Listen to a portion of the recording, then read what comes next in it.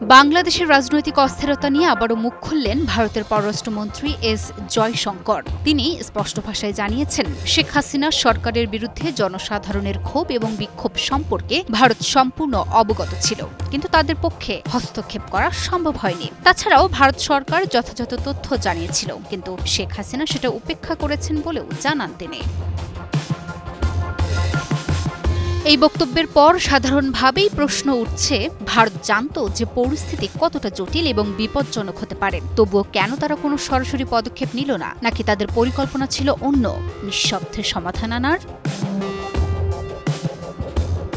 ভারতের সাথে প্রতিবেশী দেশের সম্পর্ক খারাপ হচ্ছে দিনকে দিন। একসময় প্রতিবেশী দেশের সঙ্গে ভারতের সুসম্পর্ক থাকলেও সাম্প্রতিক বছরগুলোতে নানা কূটনৈতিক এবং অর্থনৈতিক টানাপোড়েন দেখা যাচ্ছে। একসময় যাদের সঙ্গে বন্ধুত্বের গল্প শোনা যেত, আজ সেই দেশগুলোই নানা ইস্যুতে দিল্লির সঙ্গে দূরত্ব বাড়াচ্ছে। এসবের ফলে দক্ষিণ এশিয়ায় ভারতের অবস্থান খুব নাজুক। তবে এবার নড়ে চড়ে বসেছে ভারতের পররাষ্ট্র বিষয়ক পরামর্শ কমিটির সদস্যরা। প্রশ্নের কাঠগড়ায় দাঁড় করিয়েছে ভারতের পররাষ্ট্রমন্ত্রী এস জয়শঙ্করকে।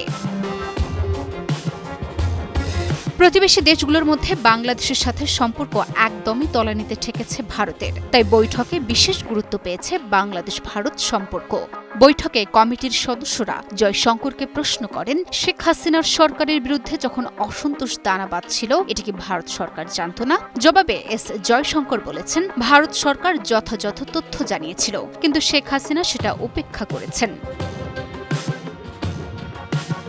এই বক্তব্যে যেন একটি নিজস্ব অবস্থান গঠন করতে চাওয়া হয়েছে, যেখানে ভারতীয় সরকারের অবস্থান একটু নরম দেখানো হয়েছে। বিশেষ করে প্রতিবেশী দেশের রাজনৈতিক পরিস্থিতির বিষয়ে ভারত যে হস্তক্ষেপ করে না, সেটাই কৌশলে বোঝাতে চেয়েছেন এস জয়শঙ্কর। কিন্তু ইতিহাস তো বলছে ভিন্ন কথা। আওয়ামী লীগকে পুঁজি করে ভারত বরাবরই বাংলাদেশে একটি প্রভাবশালী অবস্থান বজায় রেখেছে। তাদের পুঁজি করা দলটির যখন পতন, তখন যেন একটু সাধু সাজারি চেষ্টা পররাষ্ট্রমন্ত্রীর, যেন ঠাকুর ঘরে কে আমি তো কলা খাইনি এর মতো। অথচ স্বৈরাচারী হাসিনা পতনের পর আওয়ামী লীগের নেতাকর্মীদের ভারতেই আশ্রয় দিয়েছে তারা। শেখ হাসিনাকে তো রাজকীয় পর্যায়ে রাখা হয়েছে। ভারতে বসেই তারা বাংলাদেশকে অস্থিতিশীল করার পায়তারা করছে। ভারতে বসেই হাসিনা অনলাইনে ভাষণ দিচ্ছেন। এমনকি আওয়ামী লীগের নেতাকর্মীদের কেউ কেউ ভারতের আধার কার্ডও নিচ্ছে, যেগুলো কিনা স্থানীয় বাসিন্দাদের জন্য। নিজের গা বাঁচানোর জন্য পররাষ্ট্রমন্ত্রীর এই বক্তব্যে ভারতীয় সরকারের এক ধরনের দ্বৈততা স্পষ্টভাবে ফুটে ওঠে। যেহেতু বাংলাদেশ ভারতীয় উপমহাদেশের একটি গুরুত্বপূর্ণ প্রতিবেশী দেশ, তাই এই পরিস্থিতি ভারতের স্বার্থের সঙ্গে জড়িত। কিন্তু তারপরও যদি ভারতীয় সরকার শুধুমাত্র তথ্য জানিয়ে থেমে থাকে, তাহলে তো জনসাধারণের মনে এমনিতেই প্রশ্ন ওঠে, এটি কি শুধুমাত্র কূটনৈতিক চ্যালেঞ্জ, নাকি এর পেছনে কোনো গভীর কৌশল লুকিয়ে আছে? এছাড়াও ভারত বাংলাদেশ সম্পর্কে ভারতের পররাষ্ট্রমন্ত্রী এস জয়শঙ্কর বলেছেন, বাংলাদেশের বর্তমান অন্তর্বর্তী সরকারের সঙ্গে সম্পর্ক স্বাভাবিক করার চেষ্টা করছে, কিন্তু ওখানকার অভ্যন্তরীণ পরিস্থিতির কারণে করা যাচ্ছে না।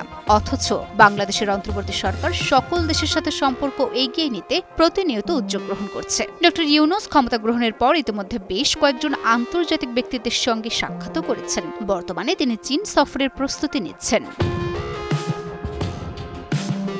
তবে পররাষ্ট্রমন্ত্রীর উত্তরে কমিটির সদস্যরা সন্তুষ্ট হননি। বেশিরভাগ রাজনৈতিক দলের সংসদ সদস্যদের নিয়ে পররাষ্ট্র বিষয়ক পরামর্শ কমিটি গঠিত হয়েছে। ২২ মার্চের ওই বৈঠকে কংগ্রেসের মনীষ তেওয়ার, মুকুল ওয়াসনিক, শিবসেনার প্রিয়াঙ্কা চাতুর্বেদী, তামিলনাড়ুর ভাইকো সহ আরও কয়েকজন উপস্থিত ছিলেন।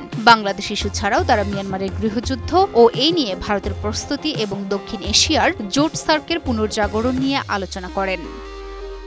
Desk report, news 24।